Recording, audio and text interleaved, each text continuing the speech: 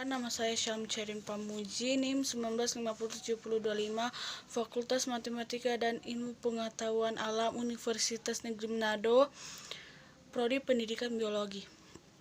Baik, saya akan menjelaskan tentang perbedaan sel prokariotik dan sel eukariotik. Yang pertama, saya akan membahas tentang sel. Sel adalah unit fungsional struktural terkecil pada makhluk hidup. Sel sebagai unit fungsional terkecil yang berarti setiap fungsi dari makhluk hidup bisa dijalankan oleh sel. Berikutnya saya akan membahas tentang struktur dan fungsi-fungsi bagian sel prokariotik dan sel eukariotik. Setiap organisme tersusun dari salah satu sel prokariotik dan sel eukariotik. Kedua sel ini memiliki perbedaan berdasarkan inti selnya. Yang pertama, sel prokariotik adalah sel yang intinya primitif, tidak jelas terbungkus suatu membran atau sel yang tidak memiliki selaput inti. Struktur umum sel prokariotik yang diwakili oleh bakteri berturut-turut melalui luar ke dalam adalah dinding sel, membran sel, mesosom, sitoplasma, ribosom, dan materi inti atau DNA dan RNA. Struktur sel prokariotik terdiri atas 1.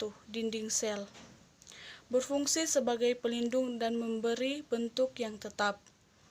Yang kedua, membran plasma, tersusun atas molekul lipid dan protein yang berfungsi sebagai pelindung molekuler sel terhadap lingkungan di sekitarnya. Yang ketiga adalah sitoplasma, tersusun dari air, protein, lipid, mineral, dan enzim yang berfungsi untuk mencerna makanan secara ekstraseluler. Yang keempat adalah mesosom, membran plasma yang melekuk ke dalam membentuk bangunan. Yang kelima, ribosom, tempat berlangsungnya sintesis protein. Yang keenam adalah RNA, berfungsi membawa kode-kode genetik sesuai pesanan DNA. Yang ketujuh, DNA, berfungsi sebagai pembawa informasi genetik, yaitu sifat-sifat yang harus diwariskan kepada keturunannya. Yang kedua, sel eukariotik adalah sel yang intinya jelas terbungkus suatu membran, maka materi genetiknya tidak tersebar melainkan dibungkus selaput.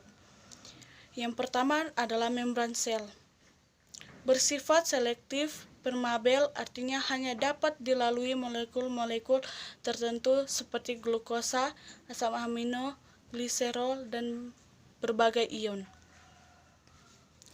Yang kedua adalah sitoplasma, materi yang mengisi antara inti dan selaput plasma. Yang ketiga adalah sitoskeleton, kerangka sel yang tersusun atas 3 jenis serabut, yaitu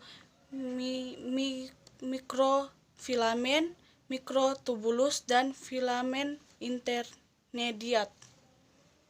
Yang keempat adalah nukleus, organel terbesar dalam sel yang berperan penting sebagai pengendali kegiatan sel. Yang kelima adalah retikulum endoplasma, organel yang tersusun oleh membran yang terbentuk seperti jala yang berfungsi sebagai saluran penghubung. Yang keenam adalah ribosom, bagian terkecil dari sel dan berfungsi sebagai tempat sintesis protein.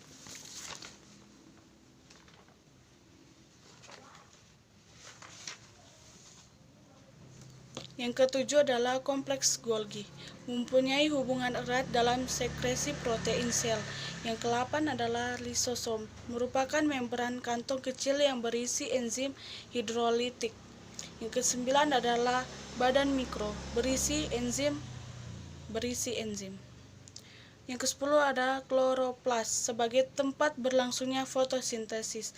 Yang ke-11 adalah mitokondria, berfungsi dalam oksidasi makanan, respirasi sel, dehidragenasi, dan sistem elektron. Yang ke-11 adalah sentrol. Sentrosom merupakan wilayah yang terdiri dari 2 sentriol yang terjadi ketika pembelahan sel. Yang berikutnya perbedaan antara sel prokariotik dan sel eukariotik. Sel prokariotik adalah satu, pembawahan sifatnya terhadap pada molekul DNA dan tidak melalui inti. Yang kedua, tidak mempunyai molekul.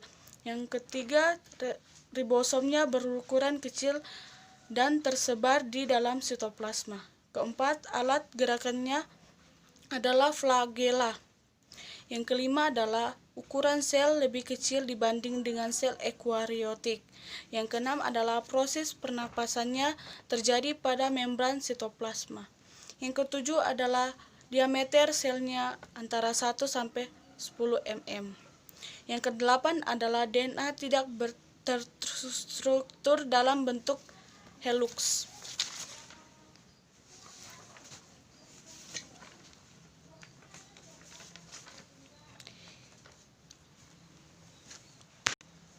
Yang kedua adalah sel eukariotik. Yang pertama adalah pembawa sifatnya tersusun dalam kromosom. Yang kedua, intinya terlihat jelas terbungkus suatu membran. Terima kasih.